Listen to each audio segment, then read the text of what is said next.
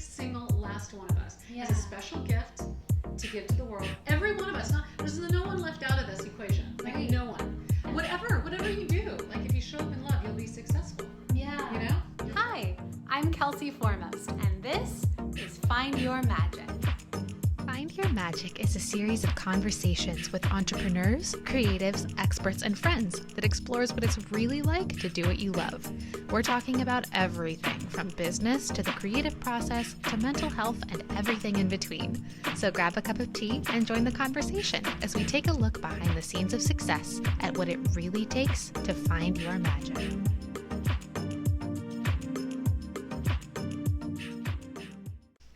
Hey everybody, I'm Kelsey Foremost, and this is my dear friend, Rejoy Marsella, and she is a multiple award-winning interior designer and also the founder of my favorite candle company in the entire world, Rejoy Living. You do so much amazing work with empowering women and living your purpose, and I'd love for you to tell a little bit about your journey to get to that place. I got to go back to the beginning. I grew up in a small town in northwestern New Mexico with two really, really loving grandparents. When I was about 4 and a half, I joined my mother and my new stepfather. And it was a very tumultuous relationship, to say the least. And I think when humans, but in this case, girls, grow up in an environment like that, you grow to not really understand your value and to not love yourself. So as I grew, I presented in the world very confidently. You know, I was a dancer, I was homecoming queen, I had all these... You were homecoming queen? I was Were you prom too? Queen. So on the surface, I think it looks like, wow, she's like super confident and got it going on. And but inside, I think I just, that place of really understanding and owning my worth, it just wasn't there. There was a lot of superficial stuff that appeared that way, but it wasn't truthful, you know? And because of that, I learned to not have a lot of vulnerability either. Like I was like, I'm a tough girl, I got my shit together. I grew to be very strong and very independent and very like, I got control of this, and I became probably a bit of a perfectionist. Isn't it amazing how we equate strength with perfectionism? Yes. Society, especially as women, has taught us that if we're in control and we present a certain thing that we have our shit together, that means that we're strong, when in fact vulnerability and truth is the deepest strength that we can have. 100%. The true epitome of courage is vulnerability, but that's much easier said than done. It's a constant checking in and coming back and doing the work to get to that place. Yeah.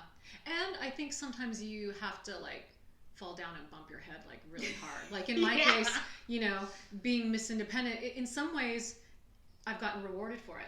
You know, like I've had a successful interior design company. I've been rewarded for being the boss lady who got shit done. But here's where I didn't get rewarded, specifically in romantic relationships, you know, and even with friendships. I had a lot of friends in my life that like came to me because they wanted my support or they wanted like a shoulder to lean on. Yeah. And I didn't have that, but quite frankly, I didn't put that energy out there that I needed. Yes. That I wasn't expressing vulnerability. So yeah, so what I needed was to get really hurt so I can examine like, what am I doing? What's this trajectory I'm on, and why is this not working? So I had a 10-year marriage fail, and that was extremely it was gut-wrenching. It was painful. Of course. But it made me examine like, what am I doing? Like what was my part in it? And I went to this seminar and I heard this guy named Mastin Kipp talking about polarity and vulnerability and masculine and feminine energies, and my little alarms were like, wait, what? What's he talking about? Wait, what?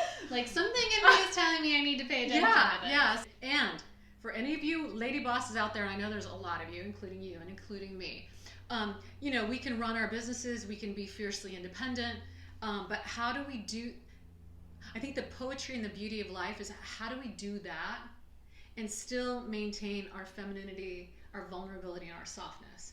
And that's something, Ooh, I might cry! that's something I wanted to deep dive into because that was not a skill I had cultivated. In fact, I sucked at it. I sucked at it. You know, it sounds like I'm talking a lot about like my like awakening or moment of truth came because of a romantic relationship ending. So it sounds like I'm talking a lot about romance, which that's a part of it. But the bigger part, the overarching part was learning to love myself. So after my divorce, I went on my own sort of eat, love, pray journey. And I went there with the intention of like, I had a successful interior design business, but I wanted to launch something different. And I wanted to launch a company that was very, very intentional about putting positive messages out into the world, specifically toward women. Yes. Because I, you know, growing up as a girl who didn't really understand or embrace her worth, didn't know how to truly love herself, I didn't want, if there was any way I could touch other women to help them understand how absolutely fucking incredible we all are. Like every single last one of us has a special gift to give to the world. Every one of us. There's no one left out of this equation. Like no one. Every woman to understand how valuable they are. And I was hoping that if I could put something out there that could help a woman see that way earlier than it took me, you know, they don't have to wait till they're in their 40s. Like that's what I wanted to do. So I created Rejoy Living, and that was born mainly while I was in Santorini. I went there by myself, and I was reading a great book. It was a book about developing a business with purpose. And so I read that, and then I dove in. So I decided with this company that I was going to launch this company with the name, I was going to name the first 4 candles with what I believe to be the best qualities of the human spirit. And they are love, they are joyfulness, they are faith, and gratitude. Thank you. I know them all because I have bought them all and I love them. You're absolutely right. Like every time that I see one of those candles, I have love right here. Yeah. I'll get it. I've got it. And every time I see it, I'm reminded to just like infuse that moment with a little bit of love. You were intentional about tapping into that part of the human spirit and what you wanted to cultivate in yourself and help other women cultivate in themselves. And that is such a beautiful thing. I believe there's a lot of power in words. I think we need to be very, very mindful with the way that we use words to communicate, because I mean, just seeing, I have them in my office, my candles, they sit on a bookcase like across from my desk, and I look up at them and I see the word grateful, I see the word joyful, and it reminds me of what I'm aspiring to be. Yeah. You know? So to have those in the forefront to remind us what we're capable of. It's important to remind ourselves that it's always a journey. It's always a process. There's no such thing as like you've read enough self-help books and you're magically wholehearted and you never have to do any more work for the rest of your life. Right? That'd be nice. There's no magic I'm healed. I know, right? Like I'm done. Yeah. No, that doesn't exist. No.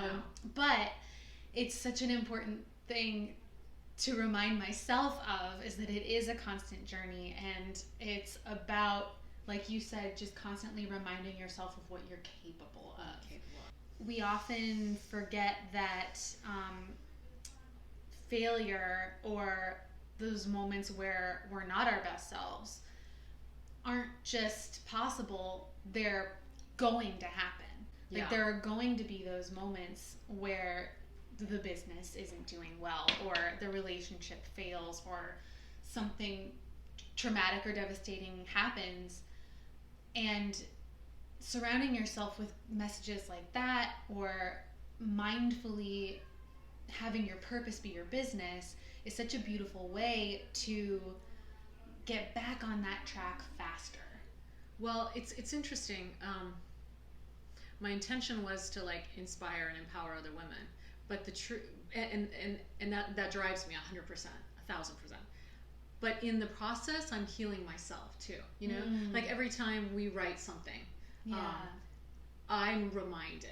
You know, so not only do I want to share it with other women out there, but I remind myself. Like, like you said, maybe we've gone to counseling, we've read books too, but we all forget. You know, we all need reminders as to what we're doing. Like, what are we trying to do in this world? And the more that we talk about it, the more we connect with each other, the more it makes it okay for other people to be vulnerable. I think that there's such bravery in that. When I first launched the company, I had a little mini breakdown. I was like, shit, I'm gonna have to put this stuff out there. I'm gonna have to talk about my divorce. I'm gonna have to talk about like all these seemingly failures, you know, like I'm gonna have to like be real. If I want to connect with women, you're not gonna connect with me if I'm like trying to be poly perfect, you know, right? Yeah. So I was gonna have to be real, and it scared the shit out of me. It like there's a part of me like wanted to be like the little crab, like, oh, never mind. Change my mind. Everything's perfect. Look away. Let's go back to designing. Let's not talk about any of this stuff. Everything's great. But this is real life, you know? This is real life. And it sure is a much more lovely journey when we get to be real and we get to share a journey with each other. And I think it's so important to lift each other up and to encourage each other to continue to take those brave steps. And that's the thing, is like that bravery can be so small. It can just mean, for some people who are struggling with depression, it can mean getting dressed. For some people who have had a relationship fail, it can mean going on a first date. It can be telling the person you love them first. It can be making a new friend. There are so many small acts of bravery and vulnerability, and we minimize some of them. As women, we will minimize, and you know what, that's fine, it's not, don't make a big deal out of that, don't make a fuss. Whereas I'm learning to really step into like owning, like, oh, that didn't feel so good, and I need to communicate that. What's relevant is that we own our truth, and then we let other people show up in what feels truthful to them, and then we respond accordingly in a way that feels protective of our heart and soul, in a loving way. Yeah. You know? Yes, protective and nurturing. Because I think that's the only way we grow. That's the only way we have deeper relationships. That's the only way we have deeper meaning in this life. And it's also, I'm saying this from myself, it's the only way that we don't bottle all that shit and have it explode like later. Volcano. Yeah, like I've done that. That's been, I think, one of my biggest lessons is taking those small, like, ooh, this didn't feel good, or oh, that's a red flag, or oh, I would have responded differently, and just being like, it's fine, it's not a big deal, it's not a big deal, it's not a big deal, and then like that one more thing happens, and it's like, like everything is awful, and I wonder why do we do that? Like, I've done it 100 times. Where why do we have, what is it? Are we stuck in that like, gotta be a good girl, want to be like loved, don't want to rock the boat, like don't want to rock the boat. Don't rock the boat. Gosh. Don't. And what we're doing in essence is not honoring our feelings and our truth. You know. Well, and I talked about this with my friend Nikki in a past episode, and I will talk about it till the cows come home, because I think it's so true. I think women are conditioned to make themselves desirable. And we are so afraid of doing, saying, calling attention to anything that we think will make someone less likely to come to us. And so when we put something out there that we think is going to push somebody away and not have them be attracted to us anymore, it's much more vulnerable for women, I think, than it is for men. Because men, on the flip side, are taught to desire and to go and after to pursue. Yeah. Yeah, that makes a lot of sense. I mean, yeah, this is what happens when your mom's a therapist. But I think it's so beautiful what you've done, not just because of the messages that you're sharing with the world, but also to show that it can be your livelihood, it can be your business. Like, I think a lot of times women are taught that we have to separate, right? Like, we have to separate the boss. We have to masculinize ourselves, if that's a word. Totally. I've done it. To be successful. I've totally done it. Yeah. But the truth is that actually you can have that balance, and you can have that vulnerability and sharing that positivity and opening up to people, and that can feed success too. 100%. In fact, I think our femininity is our superpower. I think that at the core of femininity is our capability to love and be loved. Like, women are natural born nurturers. We ooze of like, when we're open. I mean, I've had times where I was born to love and be loved, but I was like, oh, put those shells on, put the armor on, cover up, don't be too vulnerable. But really, like when I get down, like what's deep in there, like I am here to like shower the world with love.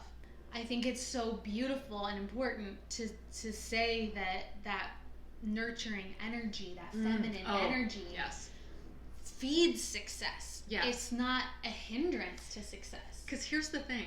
If we infuse love into everything we do, whether you could be in corporate America, you could be the janitor, you could be anything. It's completely irrelevant. Yeah. If we show up in life expressing love, and love doesn't mean saying I love you. It could be like a smile at the barista that like genuinely you connect eye to eye and you're like, thank you. Thank you. You see them as a human. That's love, right? Yeah. So if we show up as love, which is I think such a natural part of the feminine core is to be love, then we'll be successful. Whether it's your candle company, your writing like you do, like whatever you do, like if you show up in love, you'll be successful. Yeah. Your relationships, we're talking about relationships, whether they're romantic or personal, show up in love and they will be successful. But loving yourself first. Always loving yourself first. Love yourself, love the world. That's right. 100%. I love that.